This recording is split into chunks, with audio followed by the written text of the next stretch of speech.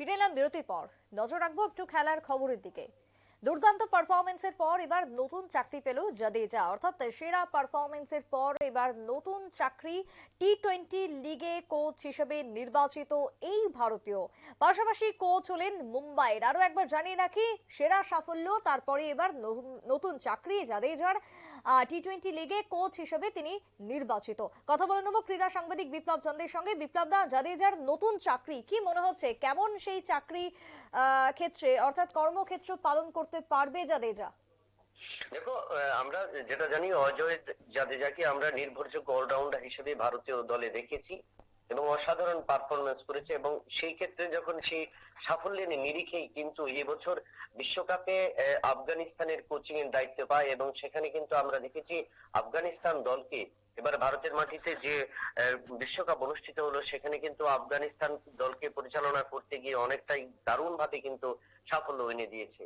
এবং এই সাফল্যের নিরিখেই কিন্তু আফগানিস্তান ক্রিকেট বোর্ড যেটা রয়েছে এবার, এবং সেটার যে পরিচালনার দায়িত্ব যে রয়েছে, তারা কিন্তু এবার এই আমির শাহির যে আগামী কিছুদিনের মধ্যে আমির শাহিকে টি-20 লিগ হবে আইএলটি, এবং আইএলটি তে কিন্তু সেই আফগানিস্তান দলের কোচ হিসেবে যাকে নতুন ভাবে স্থলাভিষিক্ত করা হলো।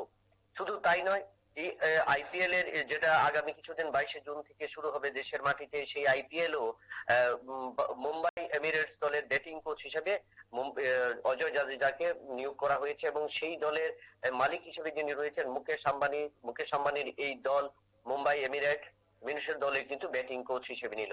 তার কারণে বোঝা যায় যে আফগানিস্তানের সাথে যেভাবে কোচিং করিয়েছেন এবং আফগানিস্তানকে এবছর বিশ্বকাপ ক্রিকেটে অনেক সাফল্য এনে দিয়েছেন, অর্থাৎ পঞ্চম এবং ষষ্ঠ স্থানে ছিল আফগানিস্তান দল সেই 10 দলীয় আসরের মধ্য থেকে। সেখানে কিন্তু এই পারফরমেন্স আনার ক্ষেত্রে দলের কোচিং এর দায়িত্ব অসাধারণ, এবং সেই সাফল্যে কিন্তু পরপর দুটি তিনি সফলতার নিরিখে অনেকটাই পৌঁছে গেলেন, এবং সেই ক্ষেত্রে দুটো দায়িত্ব তাকে দেওয়া হলো।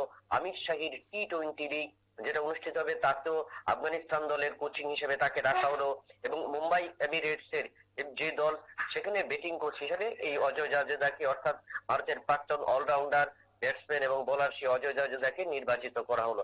তাতে বোঝা যায় যে অজয় জাদেজা বিগত দিনে যেরকম ছিলেন নিজের ব্যাটিং এবং বোলিং পারফরমেন্সে, সেক্ষেত্রে দল পরিচালনার ক্ষেত্রেও তিনি অসাধারণ পারফরমেন্স করেছেন, এবং যার নিরিখেই কিন্তু পরপর দুটি সাফল্যের নিরিখে অর্থাৎ কোচিং এর দায়িত্ব তিনি পেলেন।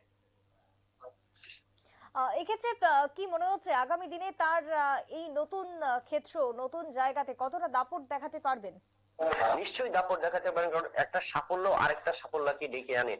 শুরুতে যখন আমরা অজয় জাদেজাকে অন্য কমেন্ট্রিতে দেখতাম, খেলাধুলা দেখেছি, তারপর কমেন্ট্রিতে এসেছিলেন, এবং সেখান থেকে কিন্তু আফগানিস্তানের প্রথমবার হিসেবে আফগানিস্তানের কোচ হিসেবে দায়িত্ব পালন করেন, এবং সেখানে এই একটা আনকোড়া দল আফগানিস্তানকে কিন্তু যেভাবে চ্যালেঞ্জ দিয়েছে, আফগানিস্তান দল এবছর বেশ কয়েকটি প্রথম সারির দল অর্থাৎ বিশ্বকাপে কিন্তু দুটো ইংল্যান্ডের মতো কিন্তু তারা হারিয়েছে, এবং সেই জায়গায় দাঁড়িয়ে এই যে সাফল্য আফগানিস্তানকে প্রথম একাদশে অর্থাৎ সুপারে নিয়ে নিয়ে যাবার ক্ষেত্রে আফগানিস্তানকে কিন্তু এই অজয় জাদেজার কিন্তু ভূমিকা সবচেয়ে বেশি ছিল, এবং সেই ভূমিকাটা পালন করেছেন তিনি যেভাবে, এবং তার সাফল্যে কিন্তু পরপর দুটো সম্মানে তিনি ভূষিত হলেন, বা দুটি ক্ষেত্রে তিনি আবার এগিয়ে গেলেন, অর্থাৎ দুটো কোচ হিসেবে তিনি গেলেন। তো সেই ক্ষেত্রে আগামী দিনে তিনি চাইবেন যেভাবে আফগানিস্তানকে প্রথমবার কোচিং এর দায়িত্ব পালন করেছেন, এবং দ্বিতীয়বার টি-20 তে আমির শাহের টি-20 ক্রিকেটে তিনি দেবেন, এবং ভারতে অনুষ্ঠিত আইপিএল ও তিনি ব্যাটিং দায়িত্ব পালন করবেন।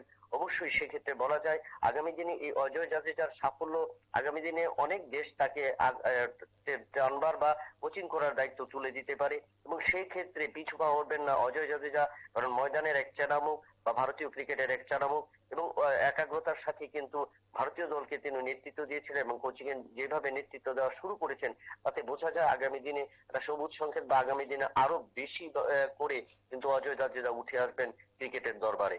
বেশ, ধন্যবাদ বিপ্লব দা। কথা বলছিলাম ক্রীড়া সাংবাদিক বিপ্লব চন্দ্রের সঙ্গে। তবে অজয় জাদেজার যে এখন নতুন স্থান, নতুন চাকরি, সেই জায়গাতেও তিনি দাপট দেখাতে পারবেন একই সঙ্গে মাঠের মতন, যেমনটা ইতিমধ্যে মনে করছেন ক্রীড়া মহল। একটা ছোট্ট বিরতি নিচ্ছি, ফিরছি বিরতির পর, সঙ্গে থাকুন।